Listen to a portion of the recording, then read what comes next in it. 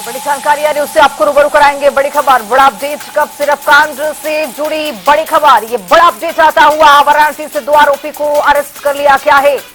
लगातार छापेमार कार्रवाई जारी है। शुभम के करीबी विशाल और बादल को गिरफ्तार किया गया है। फर्जी फर्म के जरिए कप सिरप की करते थे सप्लाई और इसी पर आज ये गिरफ्तारी हुई है। स्कूल वैन और पैसेंजर वैन से करते थे काम और जांच के दौरान करोड़ों के लेन देन का भी एक बड़ा खुलासा होता हुआ। जग विभाग की भूमिका की भी यहां पर जांच की जा रही है। शुभम की तलाश में लगातार एनआईए की टीम है और इसी बीच में 2 गिरफ्तारी सामने आई है। वाराणसी से शुभम के करीबी को गिरफ्तार किया गया है। शुभम के करीबी विशाल और बादल को गिरफ्तार कर लिया गया है। पूछताछ होगी। फर्जी फर्म के जरिए कप सिरप भी सप्लाई करते थे और ये देखिए तस्वीरों के जरिए पुलिस हिरासत में 2 आरोपी। जांच के दौरान करोड़ों के लेन देन का बड़ा भंडाफोड़ होता हुआ, बड़ा खुलासा होता हुआ। जग विभाग की भूमिका की भी अब पड़ताल हो रही है। कप सिरप कांड से जुड़ा ये बड़ा अपडेट आता हुआ, क्योंकि शुभम को गिरफ्तार करने के लिए लगातार एनआईए की टीम छापेमार कार्रवाई कर रही है और इसी बीच में करीबी को गिरफ्तार कर लिया है।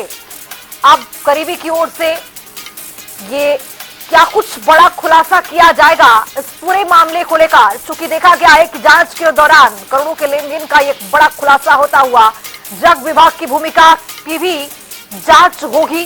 कप सिरप कांड से जुड़ी ये बड़ी खबर आपको बता रहे हैं। ये महत्वपूर्ण जानकारी है।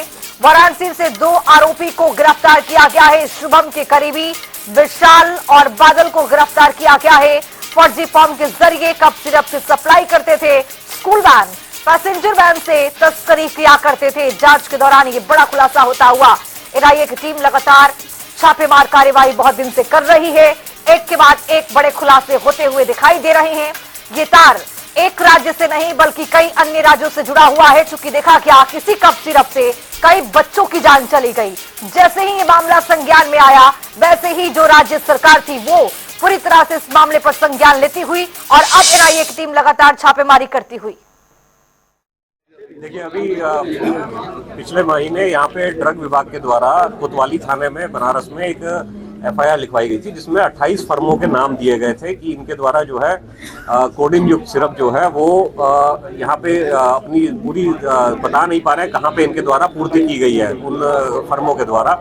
और उसी में ये देखते हुए कि ये क्योंकि एनडीपीएस एक्ट के अंडर में कवर होते हैं, एफआईआर लिखवाई गई थी कि इनकी जो है ब्लैक मार्केटिंग की गई होगी।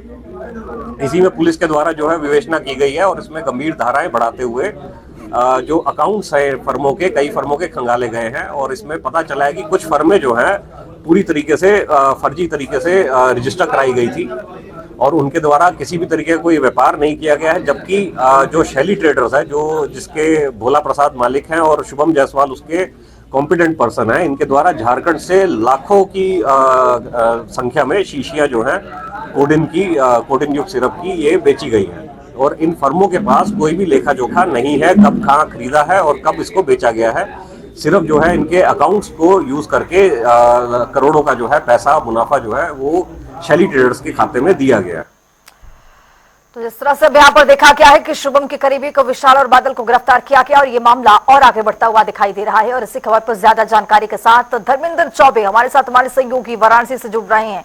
धर्मेंद्र, अब जिस तरह से देखा गया है कि पुलिस ये जो बयान सामने आया है, अब उसमें यह भी जिक्र किया गया है कि लेन देन बहुत भारी मात्रा में की गई है, शुभम के करीबी को धर दबोच लिया गया। क्या अपडेट आता हुआ धर्मेंद्र? देखिए, फिलहाल में जिस तरीके से वाराणसी में कोडीन का मामला धीरे धीरे गर्म होते होते तमाम ऐसे बड़े नाम हैं जो सामने आ रहे हैं। सबसे बड़ी चीज ये है कि इसमें बड़े जो प्यादे हैं वो छोटे प्यादों का जिस तरीके से इस्तेमाल किए हैं, जैसे तमाम एफआईआर उत्तर प्रदेश और अन्य राज्यों में किए गए हैं, इसमें एक चीज सबसे मुख्य बिंदु आ रहा है खुलकर कि जिनका नाम और पता नहीं उनके नाम पे भी लाइसेंस फर्म जारी किया गया है।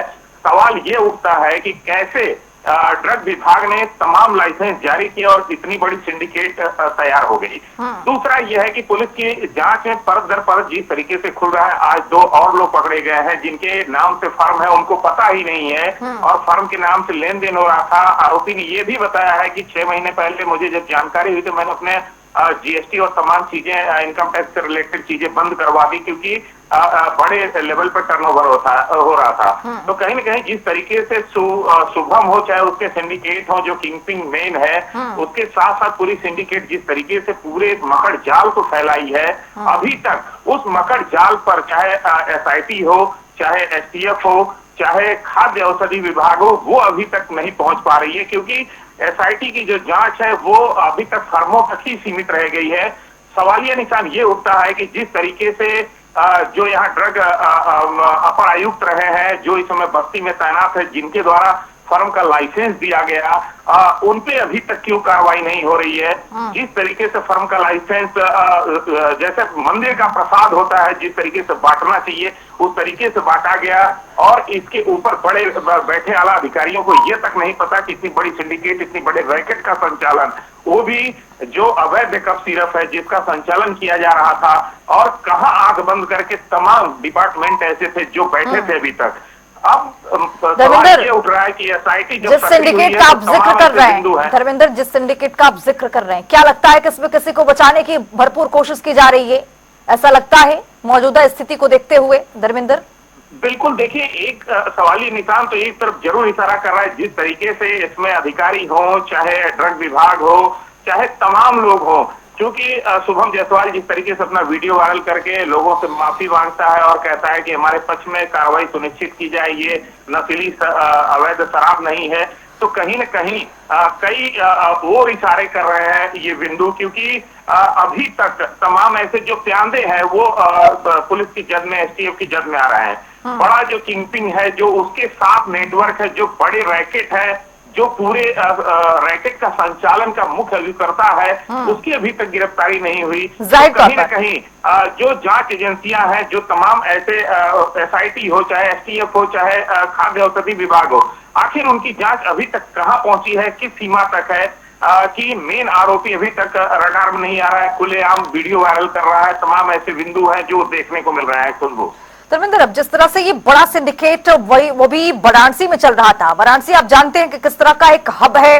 वहां पर किस तरह से BHU को लेकर ये मतलब ये मानिए कि मेडिकल के तौर पर लोग वहां पर कई लाखों के लोग जाते हैं, सिर्फ उत्तर प्रदेश से ही नहीं, अलग अलग दूर दूर से लोग वहां पर पहुंचते हैं। लेकिन अगर इस तरह से मेडिकल में बहुत बड़ा ये धंधा चल रहा था, उसका भी भंडाफोड़ होने के बाद अभी गिरफ्तारियां नहीं हुई, तो क्या लगता है ये विश्वास टूटता हुआ यहाँ पर?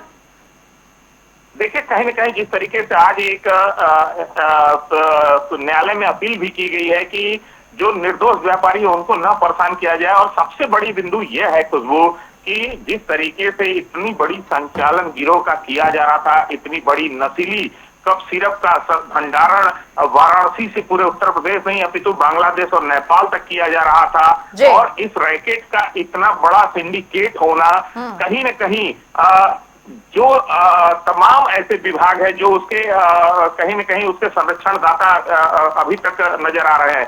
क्योंकि सवाल ये उठता है कि क्या अभी तक पुलिस विभाग से बची थी ये जो सिंडिकेट थी? क्या ड्रग विभाग जानते हुए लाइसेंस जारी कर रहा था? क्या अन्य विभाग जो थे, ED थी, STF थी, तमाम, चूंकि STF का भी एक सिपाही पकड़ा गया, तो कहीं न कहीं कई ओर से इशारा खुशबू इस चीज को कर रहा है, क्योंकि STF का सिपाही पकड़ा जाना, उसके साथ साथ नेता पकड़ा जाना, एक अधिवक्ता अमित सिंह टाटा जैसे नाम का आना, तो कहीं न कहीं ये कई और इशारा करता है, चाहे राजनीतिक दृष्टि से देखा जाए, चाहे प्रशासनिक दृष्टि से देखा जाए, तो कहीं न कहीं इस रैकेट को बड़ा संरक्षण दिया जा रहा था। अभी तक इतने डिपार्टमेंट कहां थे जो इस पे कार्रवाई नहीं किए? अब छोटे छोटे प्यादे, बड़े प्यादों को छोड़ छोटे छोटे प्यादों पे कार्रवाई होते नजर आ रही है। छोटे छोटे जो SIT अभी तक जो वाराणसी की SIT गिरफ्तारी अब जारी की है, जो टीम का अब परत दर परत खोल रही है, जाहिर तौर पर धर्मेंद्र, आप बहुत महत्वपूर्ण ये जानकारी आप साझा कर रहे हैं कि यानी कुल मिलाकर जिस तरह से सिंडिकेट चल रहा था, इसी के बीच में यानी बड़े लोगों को छोड़कर छोटे लोगों को पकड़ने की एक प्रक्रिया जो है, प्रक्रिया को दिखाने की तमाम यहाँ पर कोशिश की जा रही है, लेकिन यहाँ पर कुछ हाथ लगता हुआ दिखाई नहीं दे रहा है। फिलहाल आपका बहुत शुक्रिया तमाम जानकारी के साथ जुड़ने के लिए। इस खबर पर रहेगी नजर कि आखिरकार प्रशासन की ओर से किस तरह से इस पर उगाही दिखाई जाती है या फिर इस मामले को